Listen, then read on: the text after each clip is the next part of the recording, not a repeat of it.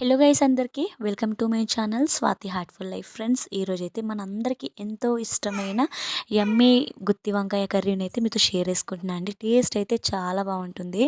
చాలామంది చాలా రకాలుగా చేస్తూ ఉంటారు. సో నేను ఎలా చేస్తాను ఏంటి అనేది మీతో షేర్ చేసుకుంటా. మామూలుగా వంకాయ అంటేనే అందరికి ఇష్టం ఉంటుంది కదా, అందులోనూ ఈ గుత్తి వంకాయ ఉంటుంది చూడండి, నాకైతే చాలా ఫేవరెట్ కర్రీ అనమాట. సో మీకు ఇష్టమా లేదా నాకైతే కామెంట్ చేయండి. ఇష్టం లేని వాళ్ళంటూ ఎవరూ ఉండరు కదా. సో వంకాయ అంటే అందరికీ అంత ఫేవరెట్ అనమాట. ఇంకోటి ఈ వంకాయల్లో ఒక సామెత కూడా ఉంటుంది, అదేంటో నాకు తెలిస్తే కామెంట్ చేయండి మర్చిపోకుండా. ఓకేనా, మనమైతే ప్రాసెస్లోకి అయితే వెళ్ళిపోదాం. ముందుగా అయితే ఫ్రెష్గా వంకాయలను అయితే తీసుకోవాలి. 4 వైపులు అయితే కట్ చేసుకోవాలి. మనకు తొడిమేలు ఉంటాయి కదా, కొంచెం ఎడ్జునైతే అయితే కట్ చేసుకోవాలన్నమాట. ఇలా పురుగునైతే మొత్తం చూసుకోవాలి. మనం కర్రీ కాదు కదా, కర్రీ చేసుకున్నప్పుడు ఏంటంటే అంత పురుగు చూసుకుంటూ కట్ చేస్తాం. ఇలా 4 వైపులా ముద్ద వంకాయ కట్ చేయాలి కాబట్టి మంచిగా పురుగు చూసుకొని కట్ చేసుకోవాలి. ఇప్పుడు మనం కట్ చేసుకున్న వంకాయ ముక్కల్ని మంచిగా ఉప్పు వాటర్లో కడిగేసుకొని పక్కనైతే పెట్టేసుకోవాలి.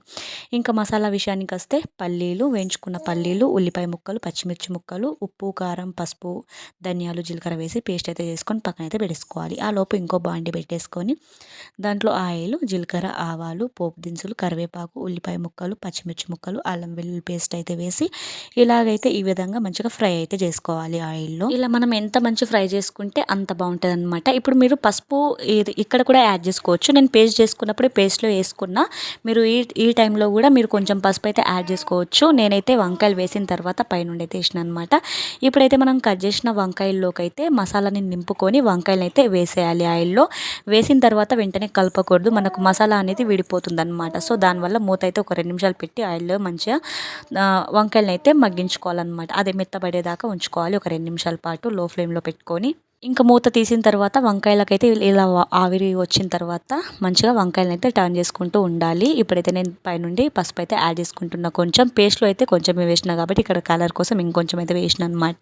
కావాలంటే ఉల్లిపాయలు ఫ్రై చేస్తారు కదా, అప్పుడు కూడా వేసుకోవచ్చు. ఇప్పుడైతే నేను మూత తీసి వంకాయలు కొంచెం మెత్తబడిన తర్వాత టమాటో ముక్కల్ని కూడా యాడ్ చేసుకొని దానిపై నుండి సాల్ట్ అయితే వేసుకోవాలి. ఇంకా టమాటో కూడా మంచిగా మగ్గిపోయిన తర్వాత మనం ఏదైతే మసాలా ఉంటుంది కదా, లించిన మసాలా పేస్ట్ అయితే ఇలా వంకాయల పై నుండి అయితే వేయాలి. టమాటో మగ్గిపోయిన తర్వాత వేసి చిన్న గ్లాసులో వాటర్ తీసుకొని పోసి కొంచెం కలుపుకోవాలన్నమాట. ఆ మసాలా గ్రేవీ అనేది మొత్తం వంకాయలోకి పడుతుంది. సో ఈ విధంగా అయితే ఉంటుందన్నమాట. నేనైతే ఇంకా చింతపండు వాటర్ని కూడా పోసిన అనమాట. మీరు కావాలంటే నార్మల్ వాటర్ కూడా పోసుకోవచ్చు. నేనైతే చింతపండు వాటర్ని అయితే పోసిన. మనం ఈ ప్రాసెస్ చేసేటప్పుడు చింతపండుని అయితే నానబెట్టుకుని ఉంచుకోవాలి. ఈ లోపు అయితే మనం వాటర్ కూడా పోసేయాలి. చింతపండు వాటర్ని పోసేసి ఇలా ఉడుకుతూ ఉండగా కసూరి మేతి, ధనియా పౌడర్, గరం మసాలా మెయిన్గా వేయాలి. గరం మసాలా కూడా వేసేసి కసూరి మేతి, కొంచెం కొత్తిమీర వేసుకొని ఇలాగైతే ఉడికించుకుంటూ ఉండాలన్నమాట. మనకైతే ఆయిల్ అనేది కొంచెం పైకి వస్తే మనకు కర్రీ అనేది రెడీ అయిపోయినట్టు అనమాట. సో ఈ విధంగా అయితే మనకు ఉంటుంది. సో చూసారు కదా, మీకు గ్రేవీ కావాలంటే గ్రేవీ ఉంచుకోవచ్చు, లేకపోతే పల్చగా కావాలంటే ఇంకొంతమంది పల్చగా కూడా ఉంచుకుంటారు. కాకపోతే కొంచెం మనకు గ్రేవీ కాకుండా పల్చగా కాకుండా నార్మల్గా ఇలా ఉంటే సరిపోతుంది అనమాట. సో చూస్తున్నారు కదా, నేను ఇంకా స్టవ్ అయితే ఆఫ్ చేసుకున్న. లో ఫ్లేమ్లో వంకాయని ఉడికించుకుంటే చాలా బాగుంటుంది టేస్ట్. మనకు మెయిన్గా ఆయిల్ అనేది పైకి వస్తే మనకు కర్రీ అనేది రెడీ అయిపోతుంది అనమాట. సో చాలా సింపుల్గా మనందరికీ ఎంతో ఇష్టమైన గుత్తి వంకాయ కర్రీ అయితే రెడీ అయిపోయిందండి. మీకు ఎలా అనిపించింది వీడియో నాకైతే కామెంట్ చేయండి. వీడియో నచ్చితే లైక్ చేయండి, మంచి ఛానల్ని సబ్స్క్రైబ్ చేసుకోండి. బాయ్.